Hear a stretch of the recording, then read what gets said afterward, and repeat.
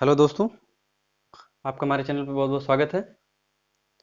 हम आज का हमारा ये लेक्चर दूसरा लेक्चर होगा और इसमें हम जो कि ये बेसिकली न्यूमेरिकल हम लगवा रहे हैं। न्यूमेरिकल क्लास 9th में चैप्टर 1 फिजिक्स का, भौतिक विज्ञान का चैप्टर पहले का लेक्चर चल रहा है। ये लेक्चर दूसरा होगा और ये जो लेक्चर चल रहा है इसका हम न्यूमेरिकल करा रहे हैं गति वाले चैप्टर से। कौन सा चैप्टर चल रहा है? जो कि मोशन। क्या है? मोशन है।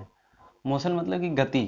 जो हमारे पहला चैप्टर है गति, वो हमारा जो कि इसका पहला चैप्टर है। ठीक, तो क्या हमारा है? ये हमारा लेसन लेसन फर्स्ट है। ठीक, लेसन फर्स्ट जो है कि चल रहा है गति वाला चैप्टर। इसमें हम न्यूमेरिकल करा रहे हैं। देखिए न्यूमेरिकल करना कैसे है। सबसे पहले फिजिक्स में आपको कंसेप्ट क्लियर होना चाहिए, आपको थ्योरी पे कमांड होना चाहिए, आपको फार्मूले पते होने चाहिए, तब पर जो है कि आप न्यूमेरिकल लगा सकते हैं। तो चलिए देखिए हम कैसे लगा रहे हैं, ध्यानपूर्वक देखते रहिएगा, आपको भी आ जाएगा।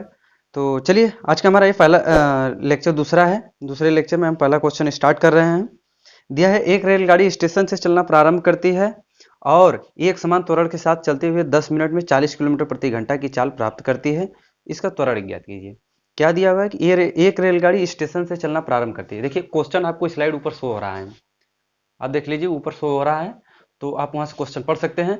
फिलहाल हम तो जो है कि अपने फ़ोन में पढ़ रहे हैं। तो दिया है कि 1 मिनट थोड़ा सा रुकिए, अभी जो है कि करके आ रहे हैं। चलिए देखिए क्या दिया हुआ है कि एक रेलगाड़ी स्टेशन से चलना प्रारंभ करती है। ठीक, क्वेश्चन आपको पता होना चाहिए कि देखिए इसमें कमांड, थ्योरी पे कमांड होना चाहिए। देखिए क्या दिया, एक रेलगाड़ी स्टेशन से चलना प्रारंभ करती है और एक समान त्वरण के साथ। एक समान त्वरण क्या मतलब होता है? एक समान त्वरण का मतलब ये होता है कि समान समय अंतराल में क्या होता है, किसी जो रेलगाड़ी का त्वरण मतलब कि न कम न बेसी, उसका त्वरण समान होना चाहिए, मतलब उसके वेग में परिवर्तन नहीं होना चाहिए। ठीक, इसका कहने का मतलब है कि एक समान त्वरण से मतलब कि एक नियत चाल से चल रही है। ठीक, तो क्या होता है कि एक रेलगाड़ी स्टेशन से चलना प्रारंभ करती है और एक समान त्वरण के साथ चलते हुए 10 मिनट में 40 किलोमीटर प्रति घंटा की चाल प्राप्त करती है। तो इसका त्वरण ज्ञात कीजिए। गाड़ी जब स्टेशन से चलना प्रारंभ करती है तो जाहिर सी बात है कि गाड़ी रुकी हुई होगी। ठीक, तो क्या होता है, पहले देखिए ये हमारी मान लीजिए कि ट्रेन है। ठीक, ये हमारी क्या है, इसको हम ट्रेन बना लेते हैं। ठीक, ये हमारी ट्रेन है ना। देखिए इसको हम बना लेते हैं, ये हमारी ट्रेन है, ये हमारी चल रही है। ठीक, ये हमारी चल रही, पहले यहाँ पर रुकी हुई थी। ठीक, अब यहाँ से जो है कि कुछ देर चलने के बाद ये रेलगाड़ी क्या हुआ, देखिए ये हम थोड़ा सा इधर बना लेते हैं ताकि आपको लगे कि हाँ ये रेलगाड़ी है। ठीक, अब देखिए क्या होता है कि एक रेलगाड़ी स्टेशन से चलना प्रारंभ करती है। प्रारंभ करती है तो उसका जो है कि जब चलना प्रारंभ करती होगी, करती है तो वो रुकी हुई थी, तो वो चल नहीं रही थी। तो उसका क्या है, ये प्रारंभिक वेग जो है इसका 0 रहा होगा। जब चाल है ना कि ये स्टेशन से चलना प्रारंभ करती है तो उसका प्रारंभिक वेग जो कि u बराबर 0 होगा। ठीक, और क्या कहता है कि स्टेशन से चलना प्रारंभ करती है और एक समान त्वरण के साथ चलते हुए, मतलब उसका वेग न कम रहा न बेसी, नियत चाल से चल रही है। तो कह रहा है कि एक साथ चलते हुए 10 मिनट में 40 किलोमीटर प्रति घंटा की चाल। जब यहाँ थी तो हमने देखा कि रुकी हुई थी, लेकिन जैसे कुछ देर बाद गई तो देखे हम कि वो रफ्तार थी उसकी 40 किलोमीटर प्रति घंटा। ठीक, यहाँ पर क्या है कि उसकी रफ्तार क्या थी, मतलब अंतिम वेग हमने देखा तो क्या था, 40 किलोमीटर प्रति घंटा थी। ठीक, ध्यान से सुनिए, एक रेलगाड़ी स्टेशन से चलना प्रारंभ करती है और एक समान त्वरण के साथ चलते हुए 10 मिनट में 40 किलोमीटर प्रति घंटा की चाल प्राप्त कर लेती है। ठीक, तो इसका त्वरण ज्ञात कीजिए। हमसे क्या कह रहा है कि आप इसका क्या कीजिए, एक्सीलरेशन जो होता है वो ज्ञात कीजिए कि इसका त्वरण क्या है। देखिए सबसे पहले हमको त्वरण ज्ञात करने के लिए हमको फार्मूला बहुत जरूरी है। कि फार्मूला क्या होता है, हमको पता है कि त्वरण बराबर क्या होता है, वेग परिवर्तन। क्या होता है, ये होता है हमारा v माइनस का, मतलब कि ये दिया है, ये प्रारंभिक वेग। ठीक, ये हमारा जो है कि प्रारंभिक वेग माइनस अंतिम वेग। ठीक, अंतिम वेग माइनस प्रारंभिक वेग, तो ये क्या आ जाए, v माइनस क्यू अपान में t। कहने का मतलब है वेग में परिवर्तन की दर क्या होता है, त्वरण कहलाता है। ठीक, ये चीज आपको समझना, देखिए फार्मूला पता होना तभी आप जो है कि न्यूमेरिकल लगा सकते हैं फिजिक्स में, नहीं तो आप न्यूमेरिकल नहीं लगा पाएंगे। फार्मूले के साथ साथ आपको थ्योरी पे कमांड होना चाहिए। मैं बार बार इसको कहूंगा कि आप पहले अपने दिमाग का कंसेप्ट जो है पहले उसको क्लियर कीजिए, तब आप न्यूमेरिकल फिजिक्स में लगा पाएंगे। ठीक, तो क्या कर रहा है कि एक रेलगाड़ी स्टेशन से चलना प्रारंभ करती है, जब वो स्टेशन से जब रुकी हुई तो उसका प्रारंभिक वेग u था। जब हमने उसको बाद में देखा, 10 मिनट बाद हमने देखा, तो उसका चाल जो है कि 40 किलोमीटर प्रति घंटा था। ठीक, तो ये क्या हमारा अंतिम वेग है। जब हमने उसको देखा लास्ट टाइम, कब देखा हमने, यहाँ पर जब v बराबर देखा 40 किलोमीटर प्रति घंटा था, तो कह रहा है कि इसका त्वरण ज्ञात कीजिए। और समय भी हमको दिया है, टाइम क्या दिया हुआ है, टाइम हमको यहाँ से यहाँ तक आने में इसको क्या लगा, t बराबर का 10 मिनट। ठीक, 10 मिनट है, 10 मिनट का समय लगता है। और ये हमको दिया है, अब देखिए ये हमारा 40 है, और ये समय क्या, 40 किलोमीटर प्रति घंटा है। ठीक, और ये देखिए हमारा क्या है, ये हमारा 10 मिनट का समय है। ठीक, तो अब क्या कर लीजिए, यहाँ पर देखिए त्वरण ज्ञात करने के लिए कह रहा है, तो त्वरण निकालने के लिए हमको सबसे पहले मालूम है कि वेग परिवर्तन की दर त्वरण कहलाती है। तो इसमें अंतिम वेग माइनस प्रारंभिक वेग अपान में टी, मतलब कि टाइम। ठीक, तो चलिए निकालते हैं। देखिए ये टाइम है, तो आप इसको क्या करेंगे, सबसे पहले देखिए इसको हम किस तरह करते हैं। देखिए वेग यहाँ पर है, तो पहले आप इसको जो है कि हल करिए। हल करने में क्या करेंगे, अंतिम वेग ये जो हमारा 40 किलोमीटर प्रति घंटा है, इसको हम मीटर पर सेकंड में चेंज कर लीजिए। तो हमको क्या है, यहाँ पर दिया है कि हमारी जो चाल है, ये हमारी 40 किलोमीटर प्रति घंटा को हम मीटर पर सेकंड में बदलेंगे, तो अभी ना जो है कि क्वेश्चन हल हो पाएगा। 40 किलोमीटर प्रति घंटा को आप मीटर पर सेकंड में बदलेंगे, तो क्या करेंगे, 5/18 से इसको मल्टीप्लाइड कर देंगे, गुणा कर देंगे। तो देखिए क्या हो जाएगा, ये हमारा हो जाएगा, इसको कट करेंगे। ठीक, तो ये हमारा हो जाएगा 20 दूना के 40, ये हमारा 9 दूना के 18।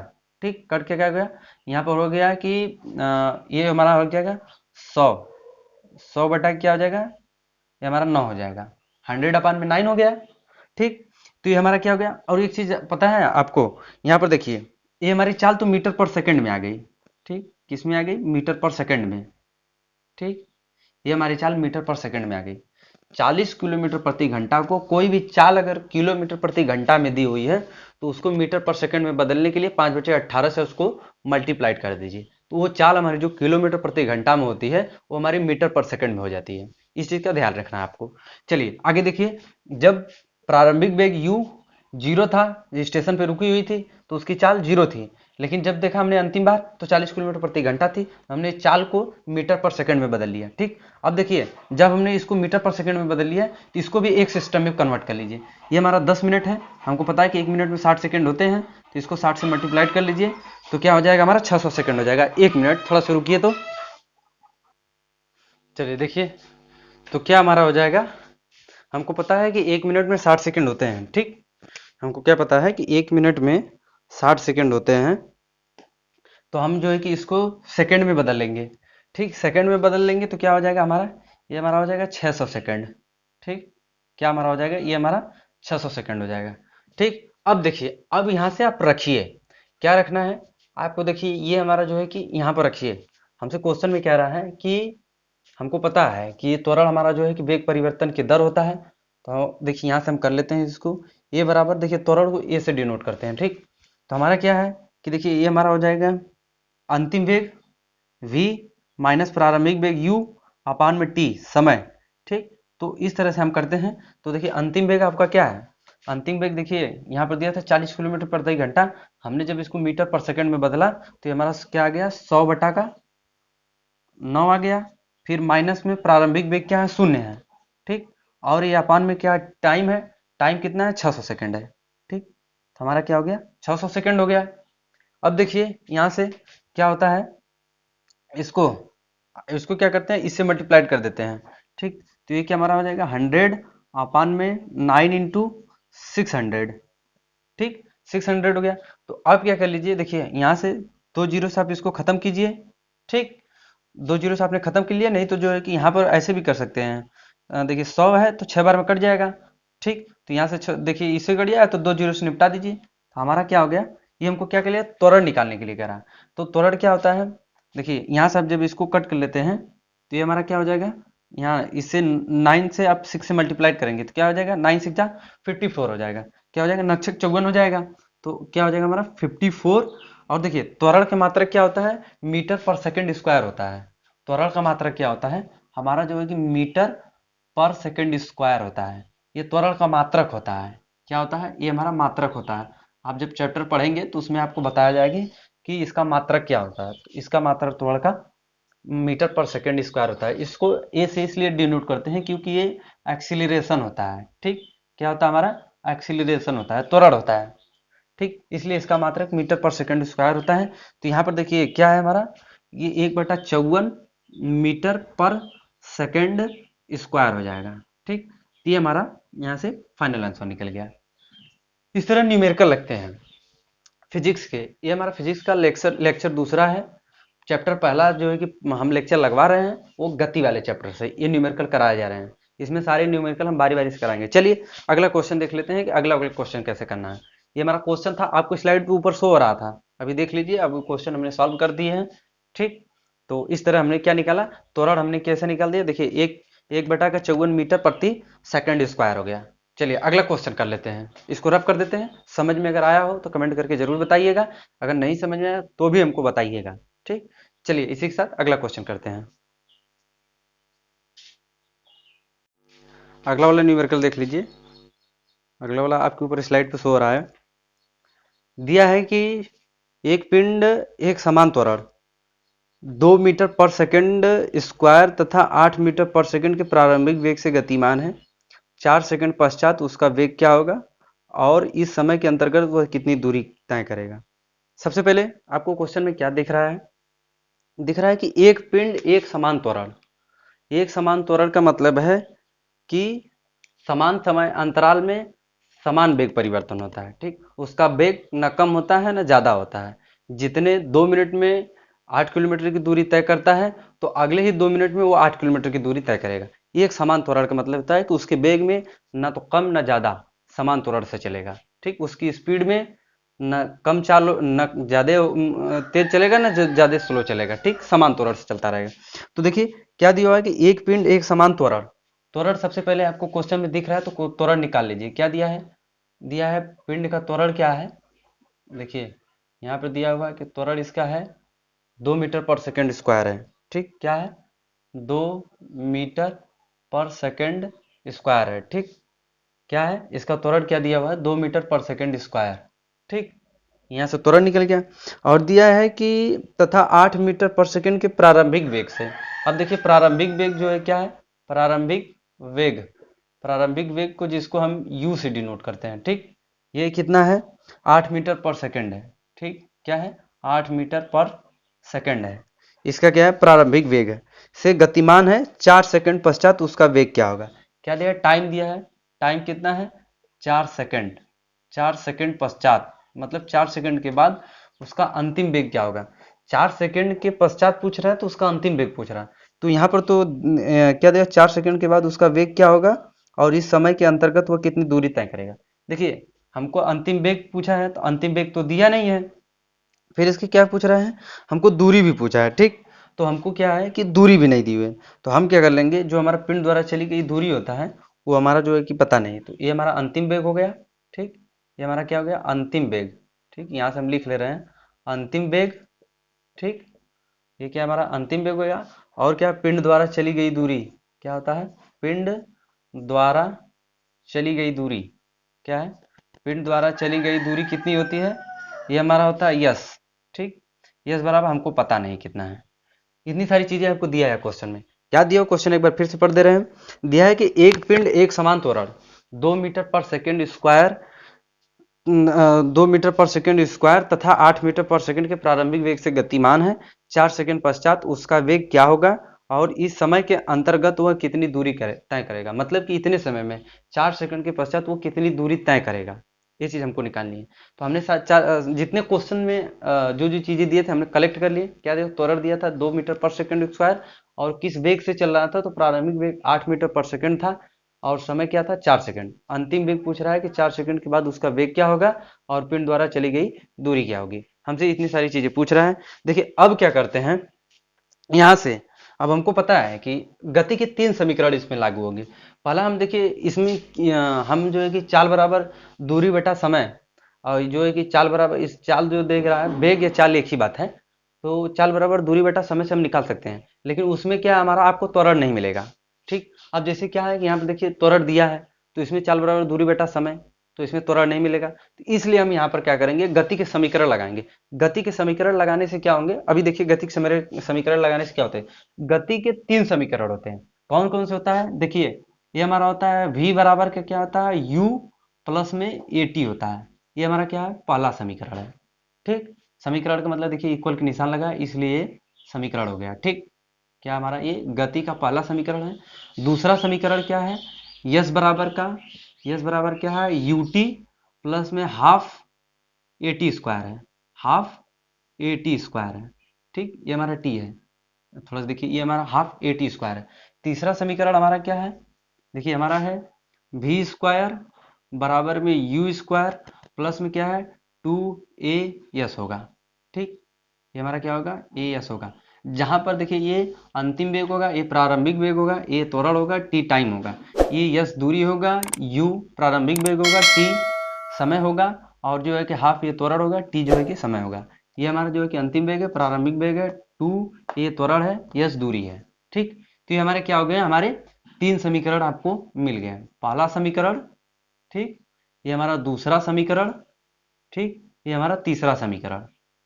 अब देखिए ये समीकरण हम रखते हैं इसलिए ताकि हमको चाल बराबर दूरी बटा समय, समय से हमको त्वरण नहीं मिलेगा, और क्वेश्चन में हमको त्वरण दिया है, तो इसलिए हम जो है कि यहाँ पर क्या करेंगे, ये हम चाल बराबर के ये जो फार्मूला है, चाल बराबर का दूरी बटा समय, दूरी बटा समय जो है कि हम ये कहेंगे चाल जो है कि इससे हमारा जो है कि नहीं मिल पाएंगे, क्योंकि आपको देखिए दूरी दी हुई नहीं है, आपको समय दिया है, तो चाल चाल आपको पता करना होगा, तो हमको अंतिम वेग पता करना है। ठीक, इससे क्या होता है, स्पष्ट नहीं हो पाता है, तो हम क्या करेंगे, गति के समीकरण लगाएंगे।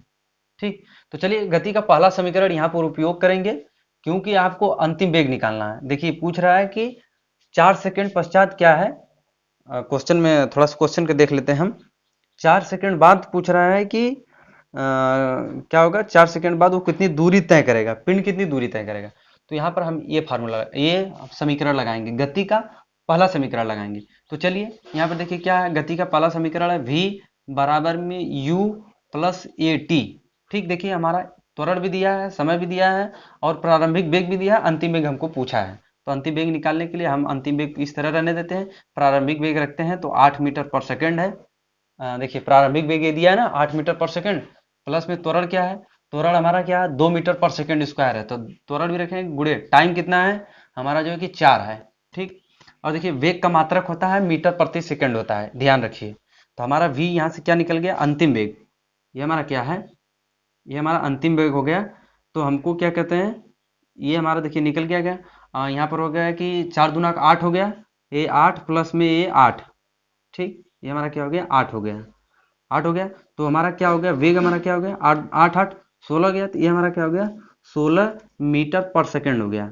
तो इसका अंतिम वेग क्या हो गया, उसका अंतिम वेग क्या हो गया, 16 मीटर पर सेकंड हो गया, क्योंकि चाल का मात्रक, वेग का मात्रक क्या होता है, मीटर पर सेकंड होता है, इसलिए कि हमारा वेग बराबर होता है विस्थापन बटा समय होता है। ठीक, विस्थापन बटा समय, ये हमारा क्या होता है, विस्थापन बटा समय होता है। तो हमारा विस्थापन क्या होता है, ये हमारा जो है कि कितनी दूरी चली l, और ये हमारा t, इसलिए जो है कि क्या हो गया, ये हमारा जो है कि मीटर हो गया, कितनी दूरी चला ये मीटर, और इस समय का मात्रक सेकंड।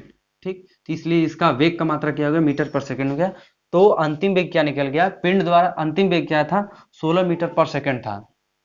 ठीक, अब देखिए, अब आपसे पूछ रहा है कि पिंड द्वारा चली गई दूरी, दूरी पूछ रहा है, तो हम यहाँ पर क्या करेंगे, अगर हमसे दूरी पूछ रहा है तो यहीं पर गति का क्या करेंगे, दूसरा समीकरण लगाएंगे। दूसरा समीकरण लगाने से हमारा फायदा होगा कि देखिए आपको दूरी निकालना है, तो हम चाल बराबर दूरी बटा समय, या दूरी बराबर चाल गुणे समय। ठीक, दूरी बराबर क्या है, दूरी बराबर चाल गुणे समय भी कर सकते हैं। ठीक, दूरी बराबर चाल गुणे समय कर सकते हैं, लेकिन उससे क्या है कि हमारा एक मिलेगा, एक नहीं मिलेगा। तो अब हम क्या करेंगे कि गति का दूसरा समीकरण लगाएंगे। दूसरा समीकरण हमारा ये लगेगा। ठीक, क्या लगेगा, गति का दूसरा समीकरण लगेगा। यहां से गति का दूसरा समीकरण क्या है, यस बराबर का UT plus half eighty square है। क्या है, यूटी प्लस में हाफ एटी स्क्वायर है। तो गति का दूसरा समीकरण लगाएंगे। तो चलिए गति का दूसरा समीकरण देखिए यहां से लगाते हैं। देखिए क्या दिया हुआ है, यस बराबर में यू टी, इंटू में क्या है टी है, प्लस में हाफ ए टी स्क्वायर है। ठीक, गति का दूसरा समीकरण है। तो देखिए यस हमको दूरी निकालना है, तो हमको पता है कि देखिए u प्रारंभिक वेग था 8 मीटर पर सेकेंड, ठीक। समय भी हमको दिया था 4, प्लस में ये हाफ, थोड़ा सा अच्छे से लिख लेंगे ताकि आपको दिखे, ठीक, कि क्या लिख रहे हैं, ये नहीं हो कि नहीं क्या लिख रहे हैं।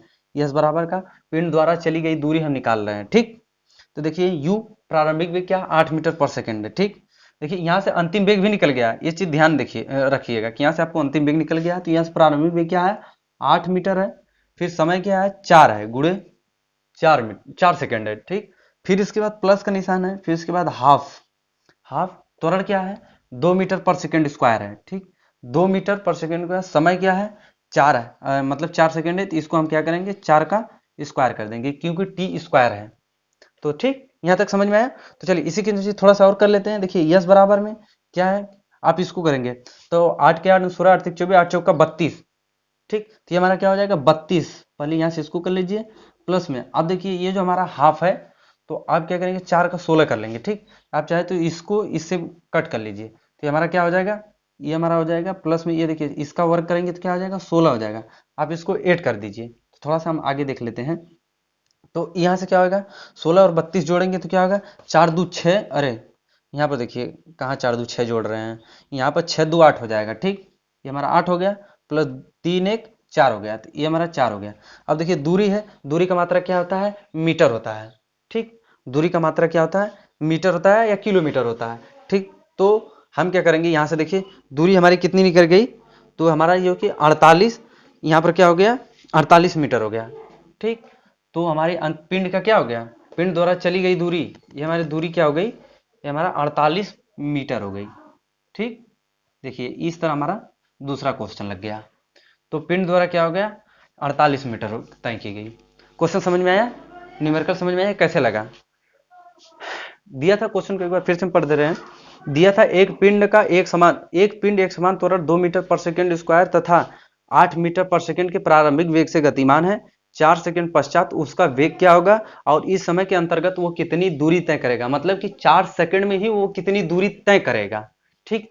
तो यहाँ पर देखिए हमने जो क्वेश्चन में दिया था कि देखिए यहाँ पर दिया था 2 मीटर पर सेकेंड स्क्वायर के त्वरण से और 8 मीटर पर सेकेंड के प्रारंभिक वेग से गतिमान है, तो 4 सेकेंड बाद उसका अंतिम वेग क्या होगा और इसी समय के अंतर्गत वो पिंड जो है कि कितनी दूरी तय करेगा। तो हमको दोनों नहीं दिया था, अंतिम वेग भी नहीं दिया था, पिंड द्वारा चली गई दूरी भी नहीं दिए थे। तो हम क्या कहें कि साधारण फार्मूला से हमारा नहीं हो पाएगा, जब भी लगेगा तो गति का समीकरण ही इस पर अप्लाई होगा, तभी क्वेश्चन लगेगा। और गति के हमारे 3 समीकरण है, v बराबर का u प्लस एटी, v जो है कि अंतिम वेग है, u जो है प्रारंभिक वेग है, ए जो है त्वरण है, t जो है कि टाइम है, ठीक। दूसरा समीकरण क्या है, एस बराबर क्या U T plus half A T square है। तीसरा समीकरण क्या है हमारा वी स्क्वायर बराबर क्या यू स्क्वायर प्लस में 2as है, ठीक। तो हमारे 3 समीकरण हैं।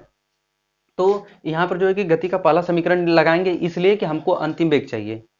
तो अंतिम वेग हमसे क्या मिलेगा, अंतिम वेग के लिए हमारा मिलेगा, तो अंतिम वेग में ये हम पहला समीकरण लगाएंगे तभी जो है कि अंतिम वेग हमको पता चलेगा। तो यहाँ से अंतिम वेग से हमारा क्या होगा v बराबर u प्लस ए टी हो जाएगा। तो यहाँ से हमको अंतिम वेग निकालने के लिए देखिए अंतिम वेग में हम जो जितने हमको क्वेश्चन हमने जो क्वेश्चन दिए थे हमने सारे कलेक्ट किए। जब कलेक्ट किए तो देखिए त्वरण हमारा 2 मीटर पर सेकेंड स्क्वायर है, यहाँ पर प्रारंभिक वेग क्या है 8 मीटर पर सेकेंड है, टाइम क्या है 4 सेकेंड है। तो यहाँ से क्या होता है कि यहाँ पर गति के समीकरण में आप रखेंगे, देखिए यहाँ से हमने जो है कि रखा है v बराबर के u प्लस ए टी, तो यहाँ पर हमने रखा u के स्थान पे 8 रखा क्योंकि यहाँ पर प्रारंभिक वेग 8 दिया था। तो और देखिए त्वरण क्या है 2 मीटर पर सेकेंड स्क्वायर है, तो त्वरण भी हमने रखा, टाइम हमने 4 सेकेंड रखा तो 4 सेकेंड रख दिया। 4 प्लस ये 4 8 8 8 16 हो गया। तो अंतिम वेग क्या हो गया, वेग का मात्रक मीटर पर सेकेंड होता है, जैसे चाल का मात्रक मीटर पर सेकेंड होता है उसी तरह वेग का भी मात्रक, चाल और वेग एक ही चीज है, ठीक। बस इसमें वेग में क्या होता है विस्थापन मिलती है, चाल में क्या होता है दूरी मिलती है, बस इतनी सी फर्क है। जब आप वहां पे थ्योरी पढ़ेंगे तो आपको सारी चीजें क्लियर हो जाएंगी। तो ये हमारा क्या गया वेग निकल गया। अब जो कि पिंड द्वारा 4 सेकंड में ही पिंड द्वारा चली गई दूरी, पिंड द्वारा चली गई दूरी निकालना है। तो अब हम क्या करेंगे, यहाँ से हमको पता है कि 4 सेकंड में चली गई दूरी, तो हम यहाँ से देखिए गति का दूसरा समीकरण लगाएंगे क्योंकि यहाँ पर आपको प्रारंभिक वेग भी मिल जाएगा और टाइम भी मिल जाएगा, प्लस में त्वरण भी मिल जाएगा, टाइम का स्क्वायर भी मिल जाएगा। तो लगाएंगे, देखिए ये हमारा प्रारंभिक वेग 8, समय जो है कि 4 और प्लस में ये जो हाफ ए टी स्क्वायर है, यहाँ पर जो है कि त्वरण भी है 2 और जो देखिए यहाँ पर 2 क्या है, यहाँ पर त्वरण है क्योंकि AT स्क्वायर है और T का जो है कि समय जो है कि 4 है। 4 का हमने वर्क कर दिया, 4 चौका 16 हो गया, 2 से हमने निपटा दिए। अब हमारा जो कि 8 चौका 32, 32 में 16 ऐड करेंगे तो ये जो हमारा दूरी का मात्रक मीटर होता है, यहाँ से जो है कि किलोमीटर मीटर होता है। तो हमारा किस पद्धति में है, हमारा जो है कि SI में है, KMKS में है, CGS में है, FPS में है। हमारे 3 सिस्टम होते हैं, 3-4 सिस्टम होते हैं। SI जो है कि इंटरनेशनल सिस्टम है और CGS, APS, MKS हमारे 3 सिस्टम ये मेन है। तो हमारा जो है कि मात्रा क्या है, दूरी का मात्रा क्या है, मीटर है, इसलिए जो है कि पिंड द्वारा चली गई दूरी 4 सेकंड में 48 मीटर की दूरी तय करेगा। तो इस तरह हमारा फाइनल आंसर निकल गया। अब क्वेश्चन में आपको कहाँ मिस्टेक है, अब हमसे बताइए कि अगर इतना समझाने के बाद अगर नहीं समझ में आया तो आप जो है कि थ्योरी पे कमेंट कीजिए। क्वेश्चन आपकी फार्मूले आपके दिमाग में होने चाहिए, तभी जो है कि क्वेश्चन पे आप कमेंट कर पाएंगे। न्यूमेरिकल तभी आपसे बनेंगे। ठीक, तो चलिए इसी तरह का अगला क्वेश्चन कर लेते हैं। जहां कहीं नहीं समझ में आएगा हमारे कमेंट बॉक्स में कमेंट करके जरूर बताइएगा। चलिए अगला क्वेश्चन कर लेते हैं।